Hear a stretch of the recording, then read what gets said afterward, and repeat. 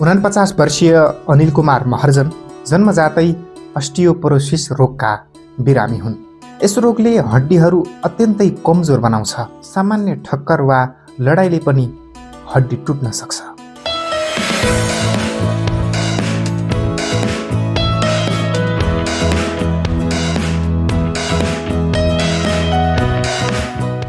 म मेरो भाइ हामी दुवैजनालाई सेम रोग छ, जुन रोगलाई चाहिँ हामी ओस्टियोपोरोसिस भन्छौँ।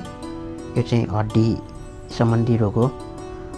यो हड्डी सम्बन्धी रोग चाहिँ तपाईँको लड्नु हुँदैन क्या, लड्नु हुँदैन, हड्डी भाँचिहाल्छ होइन, त्यस्तो रोग छ। अनि यो रोग लागेको मान्छेको चाहिँ उपचारै छैन।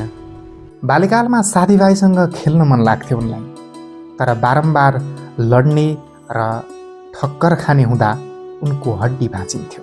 अहिले जस्तो अत्याधुनिक उपचार त्यतिखेर थिएन। महिनौसम्म अस्पतालमा बस्नु पर्थ्यो। 16 वर्षको हुँदा मात्र अनिलको रोगको पहिचान भयो। अब यस्तो साथीभाइहरू दौडिन्थे, आफूलाई हिँड्न मन लाग्थ्यो होइन। बिरामी निको भएपछि त खुट्टा ठिक हुन्थ्यो, बिस्तारै डक्टरले हिँड्न पनि हुन्छ भन्नुहुन्थ्यो। तर हिँड्ने क्रममा लडिन्थ्यो नि त, लड्दाखेरि फेरि फ्र्याक्चर भइहाल्थ्यो। मैले 16 वर्षको उमेरसम्म करिबन 8 वर्ष त मैले हस्पिटलमै बिताएँ होला। अनिलकी आमालाई पनि उस्तै रोग थियो, तर केही कम गम्भीर। आमाले भात भान्साको सामान्य काम गर्थिन्, तर हिँडुल गर्दा निकै सावधानी अपनाउनु पर्थ्यो। यो रोगको सबभन्दा धेरै प्रभाव चाहिँ मलाई छ, मेरो भाइलाई अलिक कम छ, अनि आमालाई अझै धेरै कम थियो।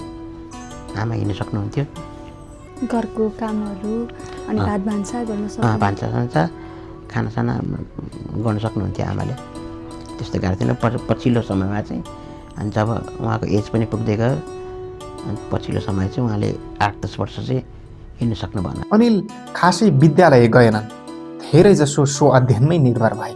एसएलसी दिने समयमा मात्र विद्यालयमा गएको उनी सम्झिन्छन्। उनले एसएलसी दिएपछि उनका बुबाको निधन भयो। बुबाको निधनसँगै परिवारको जिम्मेवारी उनको काँधमा आयो। एसएलसी दिनलाई 9 क्लासमा फर्म भर्नु पर्थ्यो। त्यो फर्म भर्नको लागि भए पनि स्कुल चाहिँ जानुपर्ने भयो भनेर म त्यसरी स्कुल गएको। 9 वर्ष जम्मा 1.5 वर्ष 9 क्लास थिएँ, 9 क्लासको त्यो पनि आधी। अनि त्यसपछि एसएलसी दिएँ। अब त्यही कारणले एसएलसी दिएर एसएलसी दिने बित्तिकै बुवाको पनि बुवा बित्नु, र त्योभन्दा अगाडिसम्म बुवासँग चाहिँ एकदमै साथी भनेर एकदमै क्लोज फ्रेन्ड, मसँग हरेक चिज सेयर गर्नुहुन्थ्यो। उनी शारीरिक रूपमा कमजोर, घरको जेठो छोरा, आमाको बुढ्यौली उमेर र भाइको उस्तै स्वास्थ्य अवस्था, यी सबैले उनलाई धेरै पिरोल्यो। अब ठ्याक्क बुवा बित्नु भएपछि आमा पनि हामी जस्तै होइन। अब घरको आयस्रोत केही पनि थिएन, बुवा भइन्जेल बुवाले गर्नुहुन्थ्यो। त्यसपछि धेरै गाह्रो भयो, 1-2 वर्ष चाहिँ एकदमै गाह्रो भयो। परिवारको अवस्था देखेर एकजना आफन्तले उनलाई पसल खोल्न सल्लाह दिए। त्यसपछि उनले इलेक्ट्रिकल पसल खोले, जसले घर खर्च चलाउन सहज बनायो। मलाई एउटा अङ्कलले उहाँले चाहिँ मलाई 10,000 रुपियाँ दिएर एउटा पसल सुरु गर भनेर गर्नुभयो, र मैले त्यसरी चाहिँ पसल सुरु गरेँ। सानैदेखि कम्प्युटरप्रति लगाव थियो अनिलको। कम्प्युटरका पाटपुर्जा र प्रविधिबारे सूक्ष्म अध्ययन गर्थे।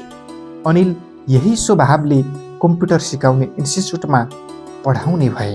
पसलसँगै उनले विवाह, व्रतबन्ध जस्ता कार्यक्रमको भिडियो खिच्ने र सम्पादन गर्ने काम पनि गर्थे।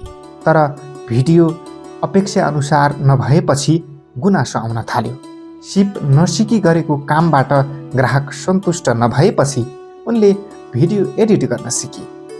भिडियो एडिटिङ फर्स्ट टाइम त मैले बिहेको भिडियो एडिट गर्दै बिहेको भिडियो, मेरो खास त पहिला पसल थियो क्या, पसल थियो। पसलमा चाहिँ म कम्प्युटरको कामहरू गर्थेँ, कम्प्युटर हार्डवेयर गर्थेँ, र बिस्तारै त्यही पसलमा चाहिँ बिहेको कामहरू आउन थाल्यो। मतलब पसलमा थोरै पैसा लिएर एउटा काम अरूलाई दिने काम, दलाल जस्तो हुनुमा त्यसरी गर्न थालेँ। अनि त्यसमा चाहिँ धेरै प्रब्लम आउन थाल्यो। एडिटिङमा क्लाइन्टहरू चाहिँ हामीसँग डिल गर्थ्यो होइन, अनि त्यो क्लाइन्टले रिसाउने अनि हामीलाई गर्ने म आफैले एडिटिङ गरौँ कि भन्ने सोच्थेँ।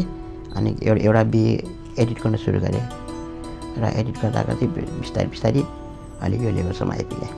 एडिटिङ सुरु गरेपछि भने पसलको जिम्मेवारी भाइलाई सुम्पिए। आज नेपालका कलाकारहरूले उनलाई काम दिन्छन्।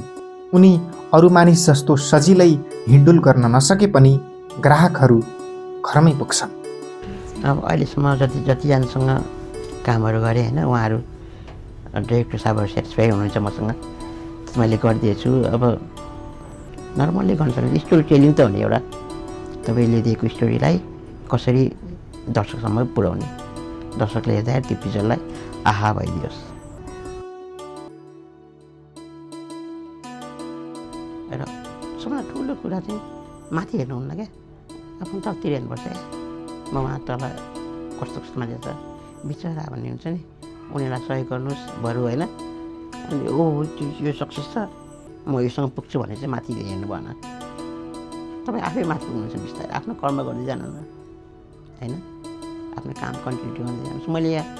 मैले कम्प्युटर यो अफिस खोल्दाखेरि मसँग सानो कम्प्युटर थियो, आत्तिनु भएन, लटबडिनु भएन।